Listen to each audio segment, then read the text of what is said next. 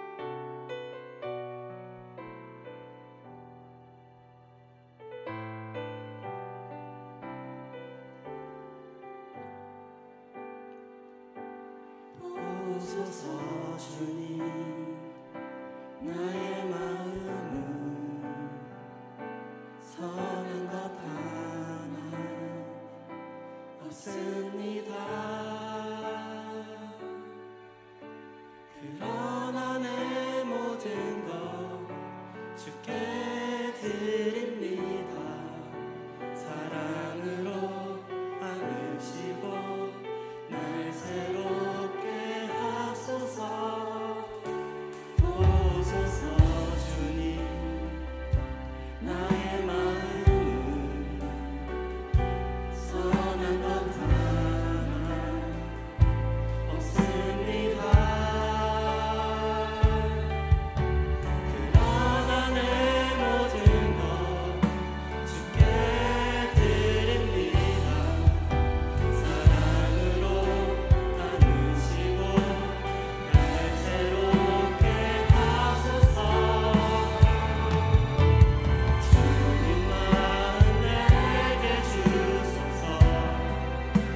내 아버지 주님 마음 내게 주소서.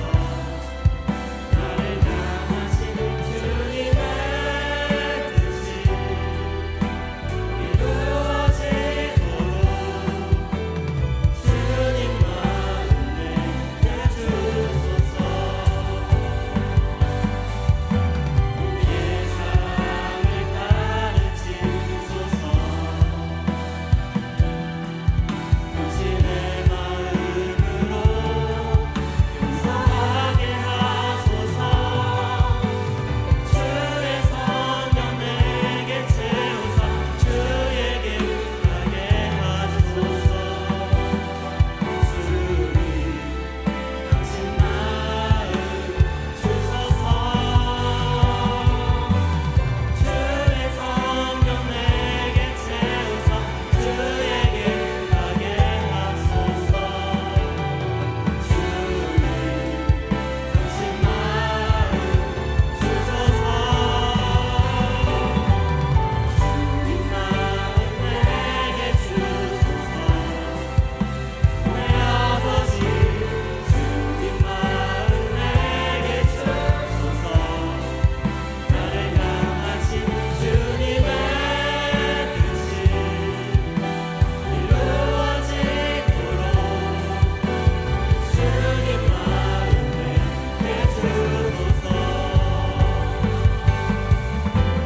주님 마음 내게 주소서. 내 아버지 주님 마음 내게 주소서. 나를 향하신 주님의 뜻이 이루어지도록 주님 마음 내게 주소서.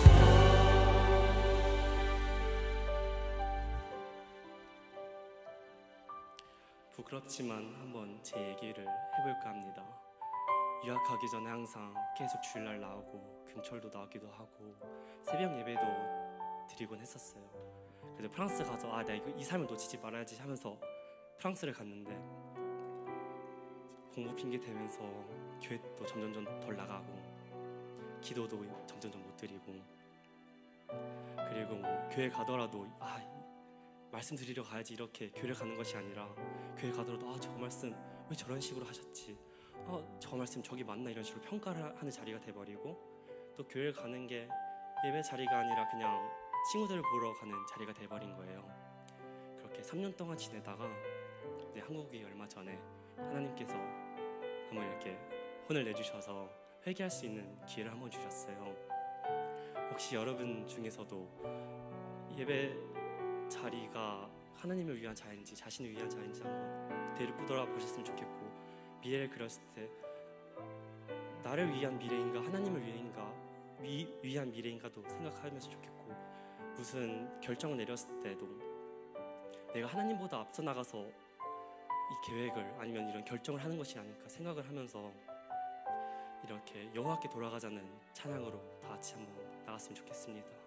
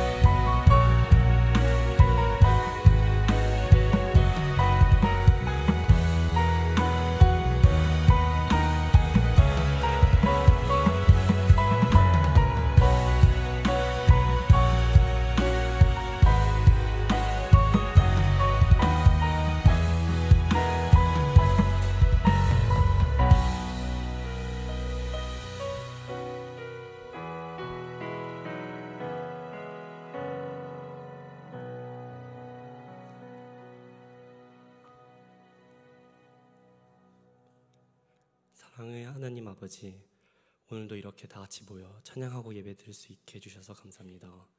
하나님, 우린 종종 남들보다 뛰어나다고 그리고 또 특별하다고 생각하고 싶어하고 그렇게 여기기 쉽습니다.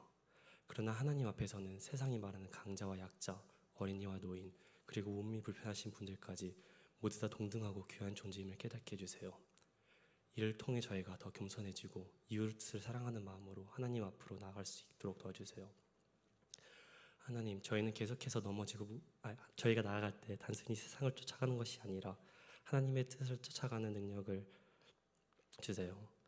하나님의 크신 계획 속에서 작은 한 점이 될 수 있는 지혜와 힘을 주세요. 아무리 힘들고 어려운 상황이 닥치더라도 하나님의 길이 가장 편안하고 선한 길임을 깨닫게 해주세요. 저희가 먹든지 마시든지 무엇을 하든지 모든 것을 다 하나님의 영광을 위하여 살 수 있게 해주세요. 저희 교회를 위해 기도드립니다. 담임 목사님께 지혜와 능력을 더해주시고 목사님의 사역 가운데 하나님의 충만한 은혜가 항상 함께하도록 도와주세요. 목사님 가정에서도 평화와 은혜가 넘치게 해주시고 교회를 위해 헌신하는 모든 목사님들, 찬양팀, 방송팀, 교훈위원회와 봉사자 한 분 한 분이 하나님을 위해 일할 때 기쁨이 넘치게 해주시고 그들이 하나님을 더 깊이 알아가고 그들의 헌신이 풍성한 열매를 맺을 수 있도록 도와주세요. 다가오는 정교인 체육대회도 잘 준비할 수 있도록 해주시고 좋은 날씨 속에서 안전하고 즐거운 시간 되게 해주세요. 또한 수능을 준비하는 청년들이 세상의 성공만 집중하지 않고 하나님의 영광을 힘쓸 수 있도록 잘 준비하게 도와주세요. 오늘 예배에서 듣는 말씀이 그저 듣고 끝나는 것이 아니라 우리 삶 속에서 적용되고 실천할 수 있는 능력을 주세요. 이 모든 말씀 언제나 우리를 사랑하시는 주 예수 그리스도의 이름으로 기도드렸습니다. 아멘.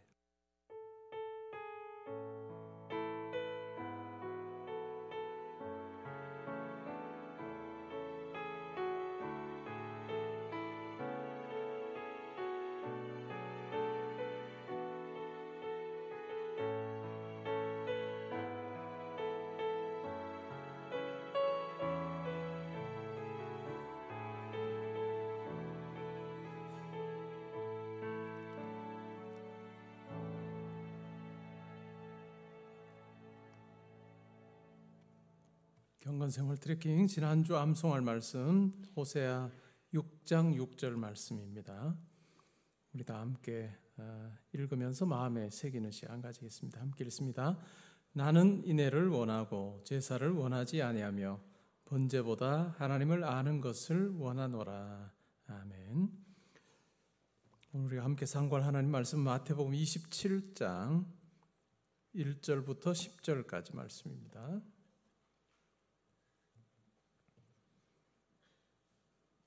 교독하고 10절은 우리 함께 봉독하겠습니다. 새벽에 모든 대제사장과 백성의 장로들이 예수를 죽이려고 함께 의논하고 결박하여 끌고 가서 총독 빌라도에게 넘겨주니라.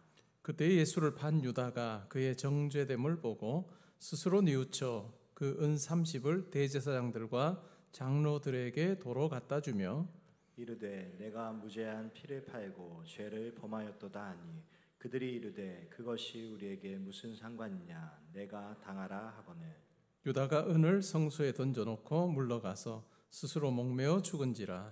대제사장들이 그 은을 거두며 이르되 이것은 핏값이라 성전고에 넣어둠이 옳지 않다 하고 의논한 후 이것으로 토기장이의 밭을 사서 나그네의 묘지를 삼았으니 그러므로 오늘날까지 그 밭을 피밭이라 일컫느니라.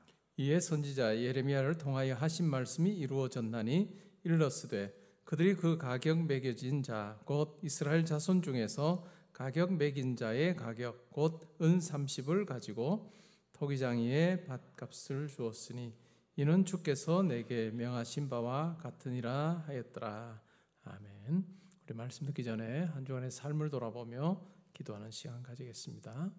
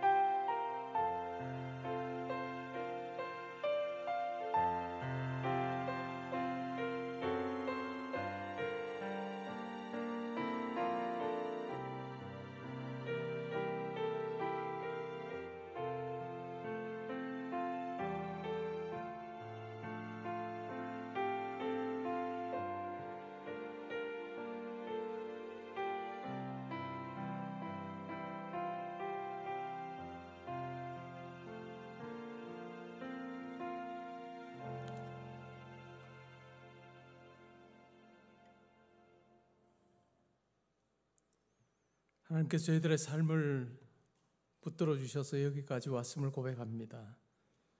하나님께서 저희를 세우시고 또 주 곁으로 인도하셔서 전능하고 편팔로 우리를 붙들어 주심으로 우리의 삶이 요동치 않게 하시고 저희들을 통해서 이루기를 원하시는 하나님의 계획이 아름답게 이루어지게 하여 주옵소서. 예배 자리 주님 앞에 예물 올려드립니다. 저의 마음의 고백도 함께 담아드리니 하나님 기쁘게 받으시기를 소원합니다. 이 물질이 사용될 때 예수의 십자가 복음이 많은 분들에게 전해지게 하시고 그 복음 듣고 주께로 돌아오는 많은 분들 있게 하여 주옵소서. 교회에 속한 모든 분들 하나님 영육의 강건함 주시기를 원합니다. 특별히 육체적으로 연약한 성도님들 하나님께서 연약한 부분 어루만져 주셔서 나음을 입게 하시고 강건하게 해 주시기를 원합니다. 마음에 또 억눌림으로 또 공고함으로 지내는 우리 성도님들 하나님께서 위로하여 주시고 또 세임 주시고 격려하여 주심으로 하나님 주시는 새 마음으로 주어진 삶을 참으로 아름답게 사용하게 하여 주옵소서. 하나님 각 가정에 주님 주시는 평강이 있기를 원합니다. 또한 세우신 일터도 주님으로 든든하게 하시고 공부하는 과정에 있는 우리 학생들 하나님 붙들어 주셔서 주님 주시는 지혜로 잘 감당케 하셔서 그것을 통해서 또 하나님의 뜻을 이루어 나가게 하여 주옵소서.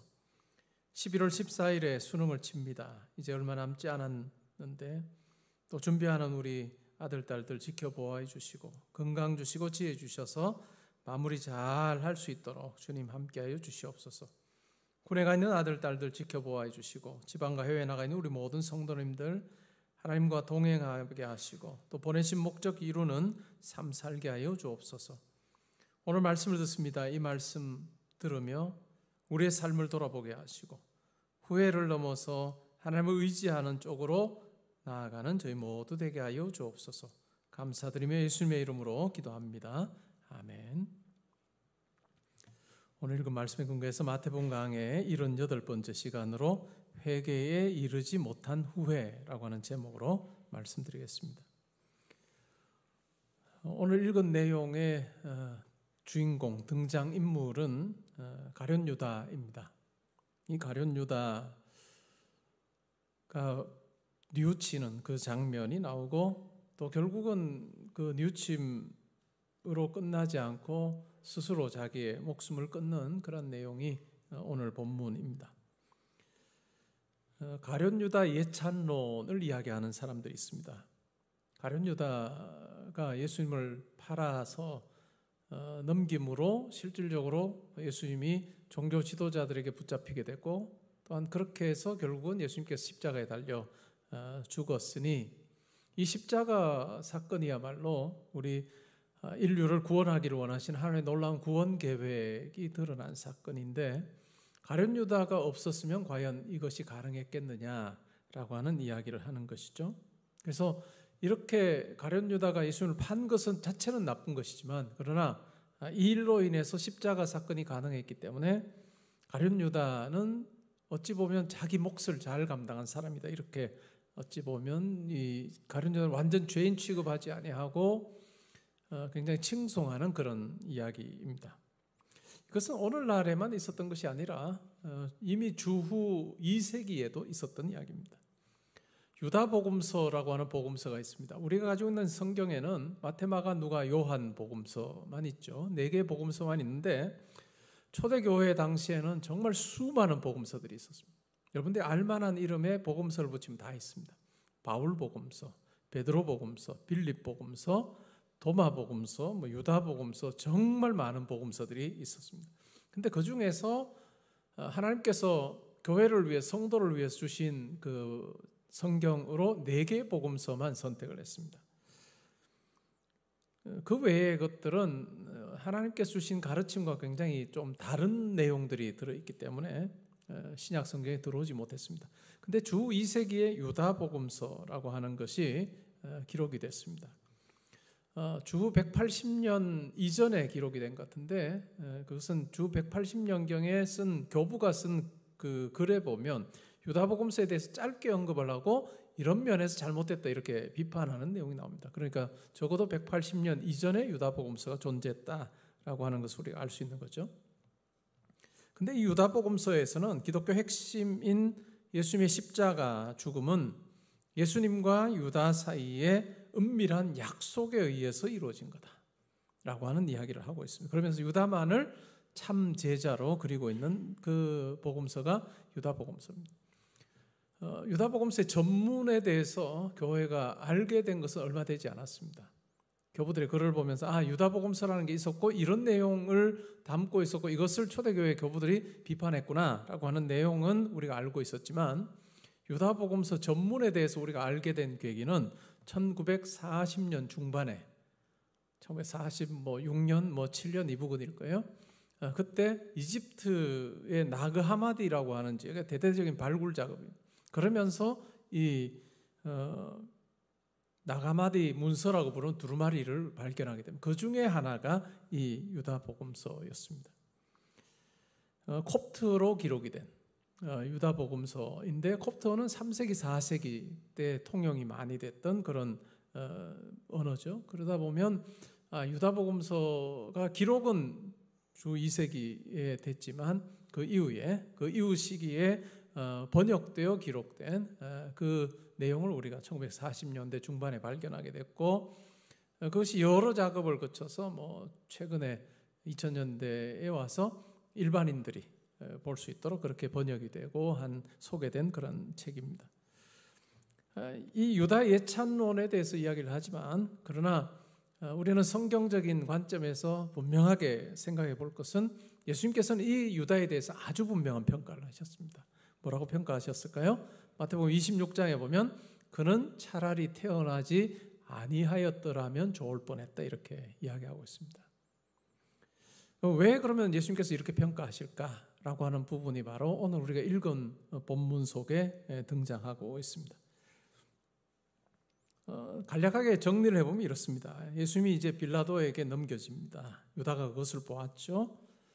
그 과정 속에서 그는 스스로 뉘우칩니다. 그리고 자기가 예수를 팔아서 받았던 그 은 30을 가지고 제사장과 장로들에게 가서 도로 돌려주려고 합니다. 근데 받지를 않죠.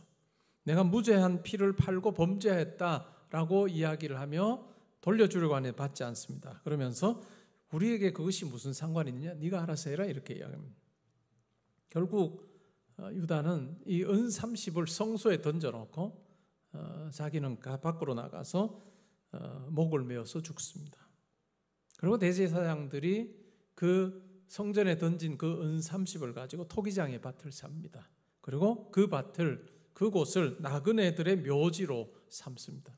그것은 구약 성경에 나오는 예레미야 19장 1절부터 13절 그리고 스가랴 11장 12절 13절을 성취한 일이라고 그렇게 마태는 적고 있습니다.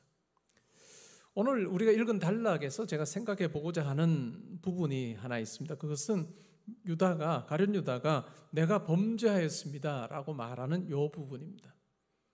이 부분을 가지고 우리도 신앙생활 하면서 하나님 뜻에 맞지 않게 우리가 행동을 했을 때 우리가 어떻게 해야 될 거냐라고 하는 부분에 대해서 우리가 생각을 해보기를 원하는데 두 가지 양상으로 생각해 볼 수 있다. 하나는 후회하는 거예요.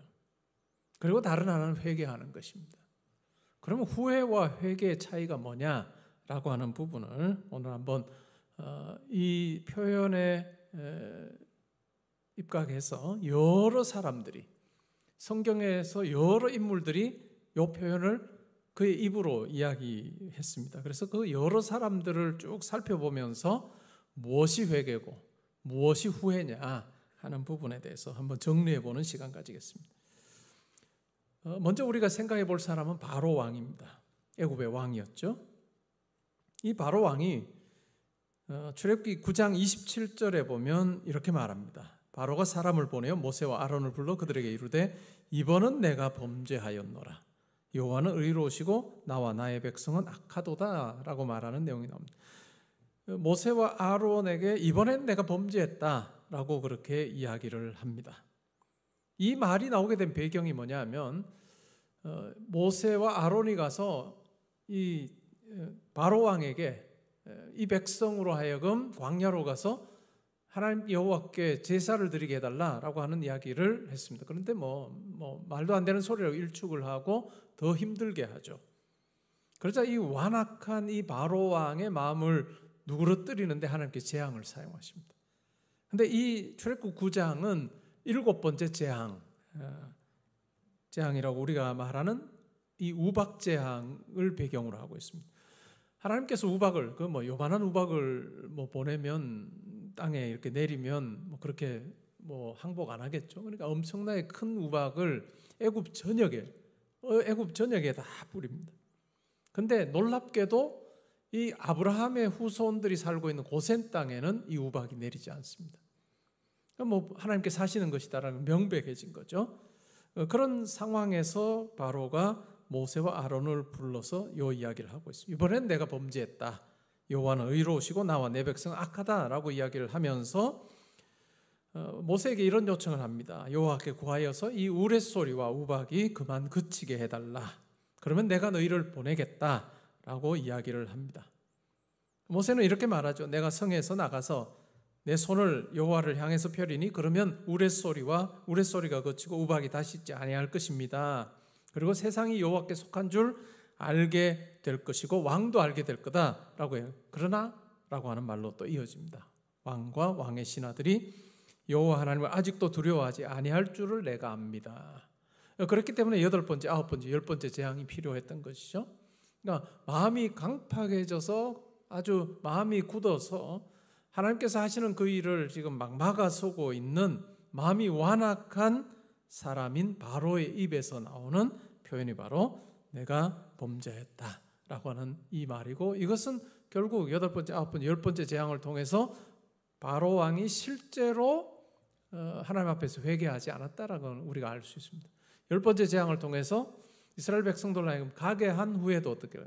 군대를 보내서 다시 잡으려고 하는 그런 바로 왕의 시도를 보면 내가 범죄했다라고 하는 건 아주 일시적인 그 상황을 모면하고자 하는 말이었다는 것을 우리가 알 수 있습니다. 두 번째 사람은 발람이라고 하는 선지자입니다. 민수기 22장 34절에서 그는 이렇게 말합니다. 발람이 여호와의 사자에게 말하되 내가 범죄하였나이다. 당신이 나를 막으려고 길에 서신 줄을 내가 알지 못하였나이다. 당신이 이를 기뻐하지 아니하시면 나는 돌아가겠나이다 라고 하는 말 속에 내가 범죄하였나이다 라고 하는 이 발람의 고백이 나옵니다. 모압의 왕이었던 발락이라고 하는 왕이 있었습니다. 근데 이 발락이 이스라엘이 그 땅을 통과하지 못하도록 그렇게 방해를 하는 거예요. 방해뿐만 아니라 이스라엘을 저주하고 싶은 거예요. 그래서 결국 그는 이 발락 왕이 발람 선지자에게 이스라엘을 저주해달라고 부탁을 합니다. 사람들을 보내서 부탁하는데 이 발람 선지자가 여호와께 기도해 보니까 가지 말라, 그들과 함께 가지 말라라고 그렇게 말씀해 주셨어요. 그래서 가지 않았습니다. 왕에게 가서 갔던 사람들이 보고를 하니까 이제는 더 높은 사람들을 보냅니다. 그리고 더 좋은 제안을 합니다. 이스라엘을 위해서 저주해 주면 정말 높은 지위를 줄 것이고 엄청난 재물을 줄 테니까 저주해 달라. 마음이 움직였던 것들 하나님께 여쭈어 봅니다. 하나님께서 아시는 거예요. 이 발람의 마음속에 이런 어떤 물질과 지위에 대한 어떤 마음이 있다는 것을 아시고는 그러면 가라, 가려면 가라라고 답을 해주십니다. 그래서 발람 선지자가 이 발락이라고 하는 왕이 보낸 사람들과 함께 길을 가는데 타고 있던 나귀가 이상한 행동을 합니다. 굉장히 옆으로도 비키고 이쪽으로 가고 그래서 막다른 곳에 다다르게 됩니다. 그래서 발람 선지자가 이 나귀를 때립니다. 근데 구약 성경에 보면 이제 나귀가 말을 해요. 왜 나를 때리느냐라고 말을 하고 결국은 이 발람 선지자의 눈이 열립니다. 눈이 열려서 보니까 여호와의 사자가 칼을 들고 자기를 죽이려고 하는 그러한 광경을 보게 됩니다. 그래서 결국 나귀가 그것을 피해서 이 사람을 이 여호와의 사자를 피해서 이쪽 저쪽 그렇게 도망 다녔구나라고 하는 것을 알게 되고 그때 하는 말이 바로 이 말입니다. 내가 범죄하였나이다. 당신이 나를 막으려고 길에 서신 줄 내가 알지 못했습니다. 라고 하는 이야기를 하고 있습니다. 두 가지 마음의 사람입니다. 발람은 두 마음을 가진 사람입니다.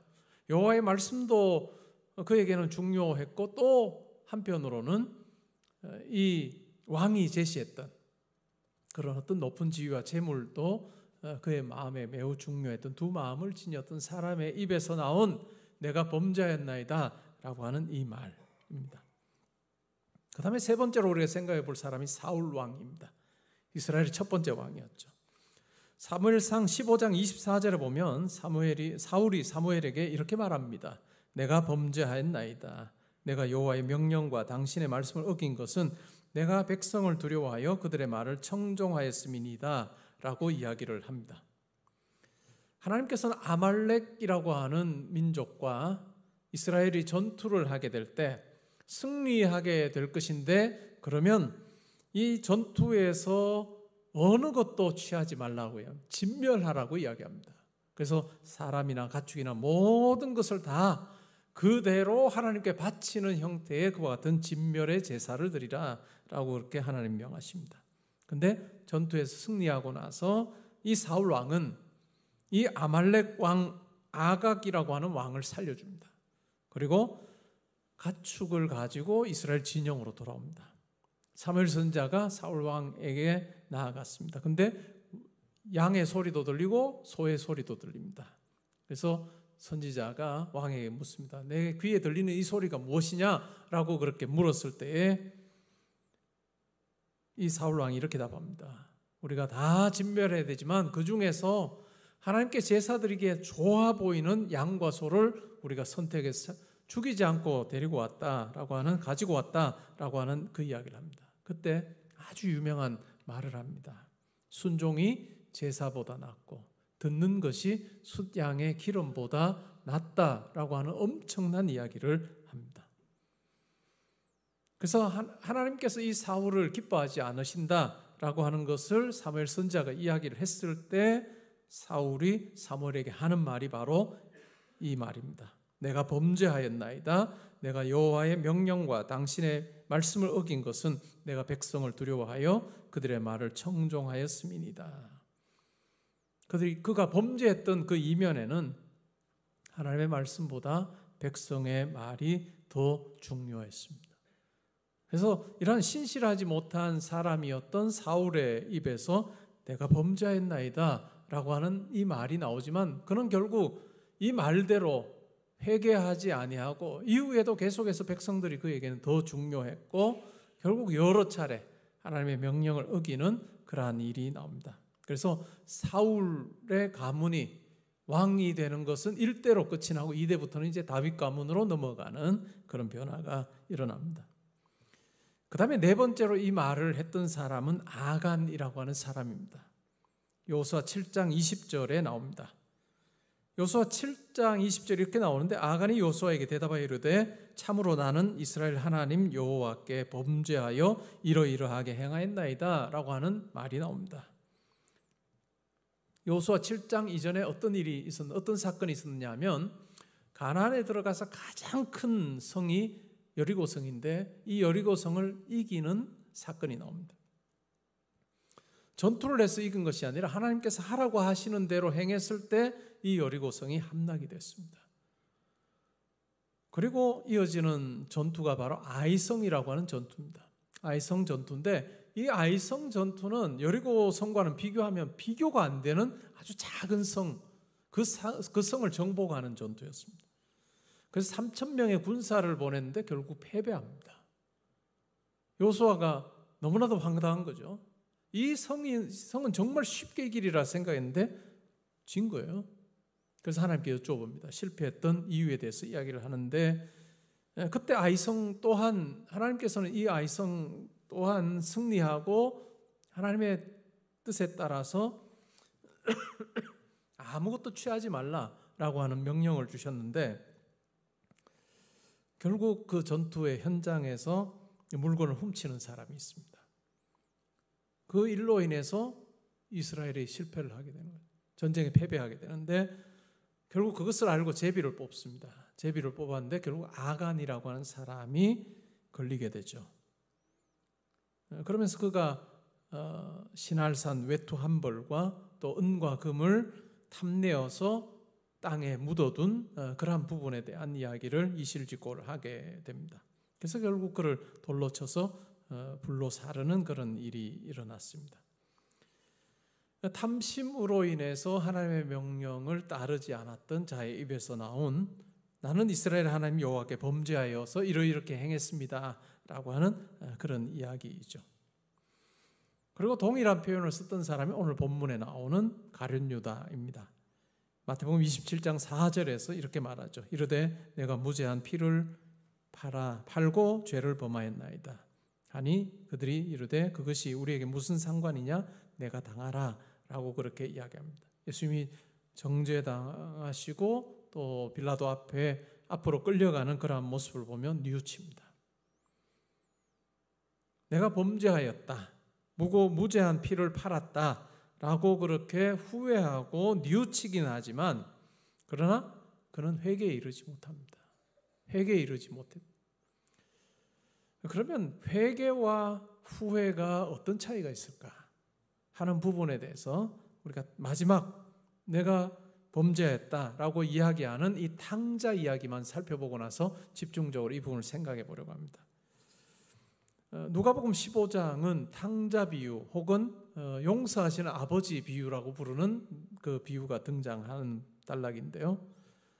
한 사람에게 아들 둘이 있었습니다. 근데 둘째 아들이 아버지에게 요청을 합니다. 내게 물려주려고 하는 그 유산을 지금 내게 주십시오 라고 떼를 써서 받고 그 재물을 가지고 이방 나라로 갑니다. 먼 타국으로 가서 허랑방탕하게 해서 다 소비해버립니다.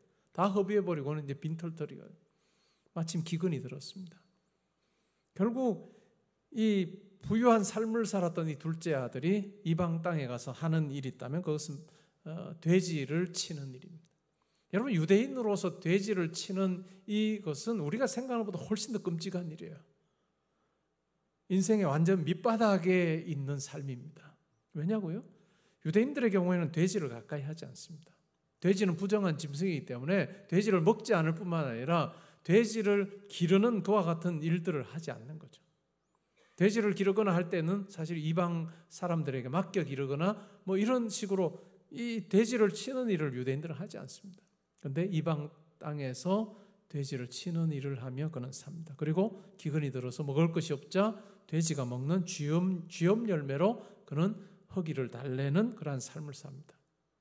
그러다가 이 아들이 생각합니다. 내가 아버지 집에 있을 때는 참 풍성하게 살았는데, 참 풍요하게 살았는데 지금 이게 뭐냐라고 하는 생각을 하면서 누가복음 15장 18절 19절에서 이렇게 이야기합니다.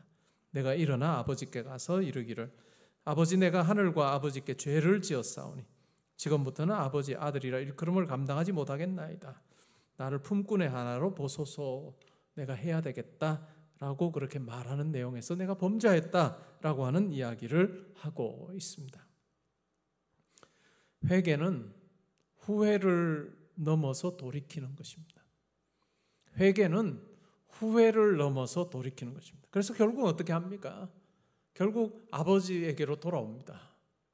아버지가 멀리서 자기 아들이 오는 것을 보고 뛰어갑니다. 신발도 신지 않은 채 뛰어가서 그 아들을 허그합니다. 그리고 입을 맞추고 너무너무 기뻐하고 즐거워하면서 살찐 송아지를 잡아서 잔치를 베풀고 그에게 가락지를 끼워주고 완전히 옷을 새로 그렇게 입혀주는 그 내용이 나옵니다. 그러면 가룟 유다와 이 탕자에게 있어서의 차이가 뭐냐라고 하는 것이죠.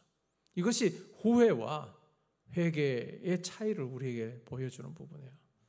유다 또한 자기가 잘못했다, 범죄했다는 것을 압니다. 근데 결국 자기 스스로 목숨을 끊습니다. 후회하지만 여전히 뭐죠? 내 삶의 운명을 내가 가지고 있다라고 생각하는 거죠. 후회한 채로 내가 스스로 목을 매물어 내가 죽어야 되겠다라고 하는 그 생각을 합니다. 후회하지만 여전히 내 삶은 내가 꾸려가는 거야 라고 하는 생각이 유다에게는 있었습니다. 그런데 탕자의 경우는 다릅니다.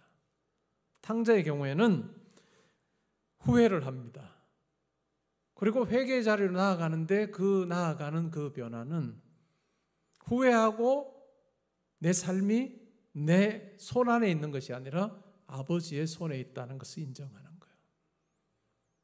내 삶이 아버지가 나를 받아주고 아버지가 내 삶을 주관하는 것에 달려있다라고 하는 그것이 바로 회개입니다. 물론 아버지가 자비로운 아버지가 그를 받아주셨던 것이죠. 믿는 사람이건 믿지 않는 사람이건 실패하고 넘어지고 다른 사람을 이렇게 힘들게 하는 이런 어떤 일을 합니다. 그리고 우리도 말씀 따라서 살지 못하는 그런 어떤 죄를 범하는 과 같은 일들이 우리 성도에게도 다 있습니다. 근데 후회는 다 공통적으로 할 수 있습니다. 후회는 진짜 깨달으면 후회는 다 공통적으로 일어나는 현상이에요.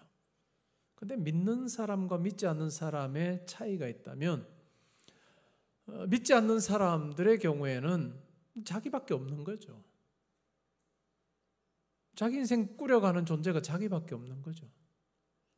그러니까 그 자리에서 내가 뉘우쳐서 내가 이렇게 하지 않아야 되겠다라고 하는 다짐을 하고 새로운 마음으로 고쳐먹고 결의를 하면서 그냥 자기가 결정한 대로 마음먹은 대로 사는 것, 그것이 어찌 보면 후회의 자리에서 살아가는 방식입니다. 근데 성도는 달라요. 성도는 하나님이 계시다는 걸 압니다. 자기만 존재하는 것이 아니라 하나님이 계시다는 것을 아는 거죠. 하나님 없이 자기가 행동했던 그것을 그는 후회합니다.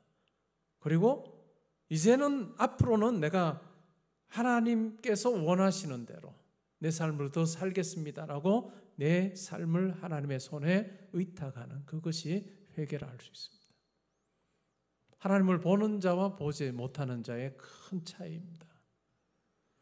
우리가 성도로 살면서 후회하는 차원에 머무르지 말고 내가 주인 되어서 내가 꾸려가고 내가 선택하고 또한 그러는 과정 속에 하나님 앞에 범죄한 것 내가 이제 더 잘해야 되겠다라고 생각을 하고 마음 고쳐먹고 내가 이제는 결단하여 간다라고 하는 그 차원만 있다면 우리에겐 진정한 회개가 일어날 수 없습니다. 나보다 나를 더 사랑하신 하나님이라는 존재를 우리의 영의 눈이 열려서 보는 거죠. 그리고 그 하나님께서 내 삶의 계획을 가지고 계시고 하나님께서 나와 함께 하기를 원하신다는 것을 알고 내 마음을 하나님께로 돌이켜서 하나님께서 원하시는 쪽으로 내가 나아가는 그것이 바로 회개라 할 수 있습니다. 이것은 아주 큰 차이입니다. 여러분, 여러분의 삶을 돌아보거나 판단하거나 할 때 후회하는 차원에 머물거나 다른 사람의 어떤 말을 듣고 내가 마음 고쳐먹고 내가 또 더 잘 살아야지라고 하는 차원 정도가 아니라 하나님의 나를 향해서 하나님께서 가지고 계시는 그 뜻, 하나님의 계획이라고 하는 것에 내 삶을 거기에 맞추는 하나님께 의탁하는 그러한 어떤 돌이킴 자체가 있을 때 우리는 후회를 넘어서 회개하는 자로 살 수 있다라고 하는 것입니다. 여러분, 가룟 유다가 가졌던 특권은 얼마나 클까요? 예수님께서 12제자를 다 부르십니다. 물론 복음서에 가룟 유다를 불렀다는 이야기는 없습니다. 부른 장면은 소개되지 않습니다. 그러나 9절에 보면 예수님께서 12제자를 다 부르셨다고 하기 때문에 가룟 유다 또한 예수님께서 특별하게 부르셨습니다. 예수님께서 하시는 말씀을 직접 들었습니다. 하나님 나라에 대한 가르침도 들었고 하나님에 대해서도 들었습니다. 그리고 예수님께서 하시는 일을 통해서 하나님 나라가 이런 곳이구나, 또 하나님 나라의 그 권능이 어떤 것인지를 그는 눈으로 목격했던 사람이었습니다. 다른 사람과 비교하면 그는 정말 특권 있는 자리에 그는 있었습니다. 근데 그 기회가 잃어버린 기회가 됩니다. 잃어버린 기회가 돼서 예수 그리스도의 부르심 자체가 그에게는 별 의미 없는 그런 어떤 결과를 가져다 주었습니다. 가룟 유다는 배신을 하죠. 예수님을 배반합니다. 그는 자기 생각이 뚜렷했던 사람이고 그 자기 생각을 이루는 과정 속에 예수는 수단이고 도구에 불과했습니다. 예수님께서 하시는 말이 자기의 어떤 그림과 다를 때 그는 배반했습니다. 거짓된 믿음을 가지고 그는 살았던 것이죠. 가룟 유다의 죽음을 보면서 우리 자신을 살피게 하는 부분이 있습니다. 고린도후서 13장 5절에서 바울은 이렇게 말합니다. 너희는 믿음 안에 있는가? 너희 자신을 시험하고 너희 자신을 확증하라. 예수 그리스도께서 너희 안에 계신 줄을 너희가 스스로 알지 못하느냐? 그렇지 않으면 너희는 버림받은 자다라고 이야기합니다. 겉모습으로의 어떤 믿음, 신앙생활이 아니라 과연 내가 믿음 안에 있는가? 각자 자기를 살피는 것이 필요합니다. 그 내용을 오늘 본문을 가지고 우리가 생각을 해보면 내가 무엇을 의지해서 살고 있는가라고 하는 거죠. 과연 나는 무엇을 의지해서 살고 있고 또 무엇으로부터 내가 안전을 느끼고 든든함을 내가 소유하게 되는가를 우리가 살피는 것은 매우 중요합니다. 그것이 내 자신이 아닐 수 있길 바랍니다. 내 자신이 내 든든함의 근원이 되면 그거는 언제 사라질지 모릅니다.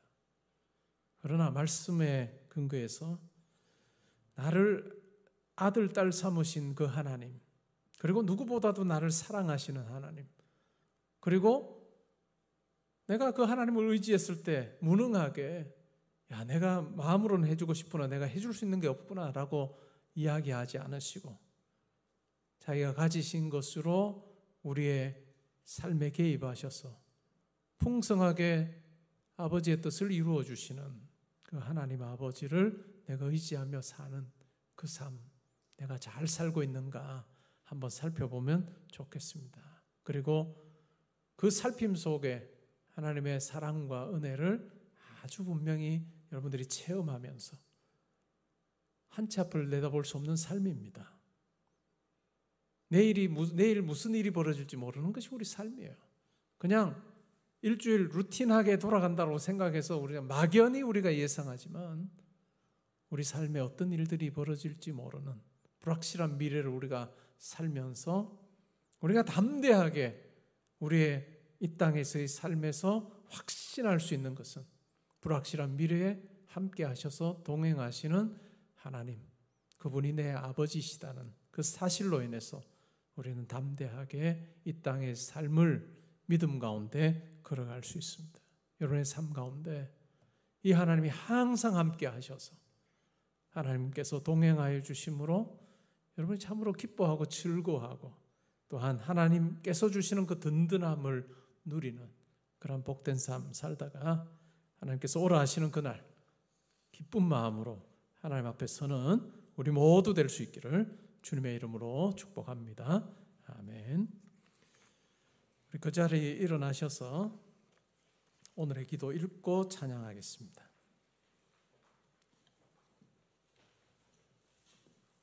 천천히 올라와도 돼요.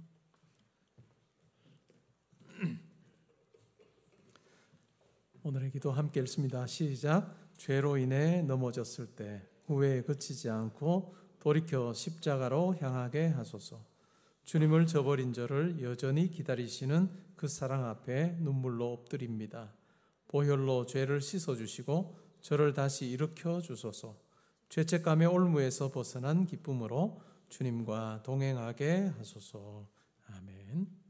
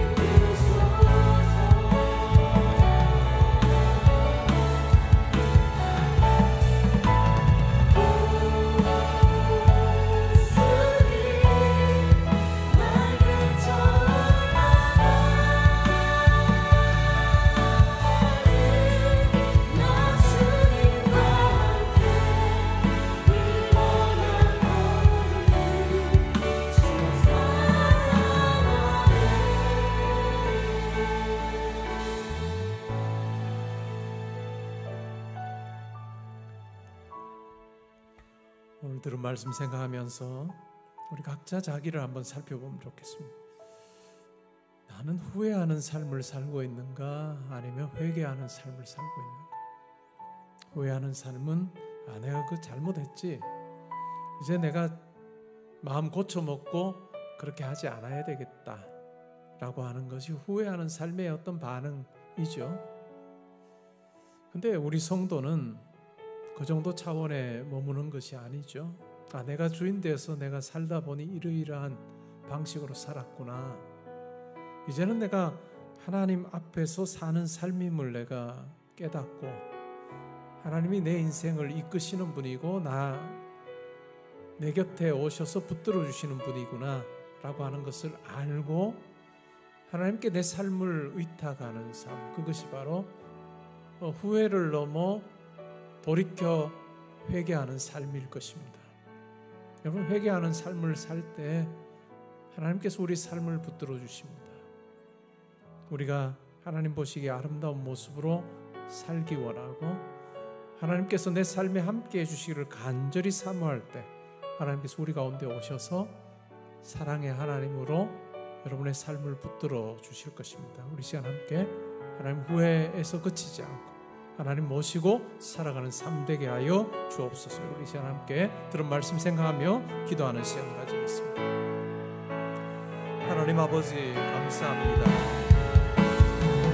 수많은 사람들이 내가 범죄했습니다 라고 말은 했지만, 그러나 그것이 자기의 마음을 고쳐먹는 그 수준에 머물렀을 때 그것은 진정한 회개로 그 사람을 인도하지 못했던 것을 우리는 잘 알고 있습니다. 가룟 유다가 범죄한 이후에 자기 스스로 자기의 삶을, 그 운명을 선택했던 그러한 모습, 그것이 우리의 모습이 되지 않기를 원합니다. 강자가 내가 아버지께로 돌아가야 되겠다, 내가 이제는 더 이상 아버지께서 나를 아들로 여기지 않으셔도 좋다, 내가 아버지 집에 품 하나로 여겨줘도 좋다라고 하는 아버지의 판단과 아버지의 용서와 아버지의 은혜에 자기의 삶을 내어 맡기는 그러한 모습으로 우리가 살기를 원합니다. 눈에 보이지 않는 하나님을 보지 못하는 자로 살며 후회하는 것으로 거치지 않게 하시고 우리 삶 가운데 함께 하셔서 우리의 아버지 되시고 우리에게 가장 선한 길 주기를 원하시고 우리 곁에 오셔서 가까이 함께 하시기를 원하시는 그 하나님께 우리의 삶을 의탁하고 하나님과 동행하는 삶을 사는 저희들 되기를 원합니다. 그럴 때 하나님께서 우리를 향해 가지고 계시는 우리가 상상하지도 못했던, 우리가 구하지도 못했던 그 같은 하나님의 인도하심이 우리 삶 가운데 있어서 내 계획대로 사는 삶이 아니라 하나님의 뜻을 쫓아 살아가는 저희들 되게 하여 주옵소서. 하나님, 우리의 영의 눈을 열어서 하나님을 보게 하여 주옵소서. 아버지를 보고 아버지의 사랑과 아버지의 크심을 우리로 하여금 알게 하여 주시옵소서. 아버지의 능력한 품 안에 안겨 살아가는 저희들 되게 하여 주옵소서. 하나님 아버지, 우리가 계획을 가지고 어떤 일들을 해나갈 때 하나님, 이것이 우리의 마음의 바탕이 되게 해주시옵소서. 하나님을 신뢰하고 하나님을 의지하는 그 마음으로 우리가 열심내며 달려갈 수 있게 하여 주옵소서. 또 주는 한 주간의 삶을 붙들어주시고 이 땅에 저희 모두의 삶을 하나님 붙들어주시고 오직 주의 사랑 안에 거하게 해주시고 주님 원하시는 일들 잘 감당하며 살아가시고 아버지 은혜 베풀어 주시옵소서. 아버지와 우리 가운데 오셔오니 성령 하나님께서 우리에게